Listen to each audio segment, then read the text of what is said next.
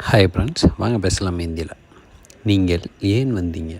நீங்கள் அப்படின்ற ஆப் இல்லை தும் ரெண்டில் ஏதாவது ஒன்று சொல்லலாம். தும் அப்படின்னா மதிப்பு இல்லாது, அதனால் ஆப்னு சொல்லுங்கள். ஏன் கியூ வந்தீங்க, ஆயே ஆப் கியூ ஆய. நான் அவரை சந்திக்க வந்தேன். மே உஸ்ஸே மில்னே ஆயா. மே அப்படின்னா நான், உஸ்ஸே அப்படின்னா அவரை, மில்னே சந்திக்க, ஆயா வந்தேன். ஏன் பார்க்க வேண்டும்? क्यों देखना? क्यों அப்படின்னா ஏன், देखना அப்படின்னா பார்க்க.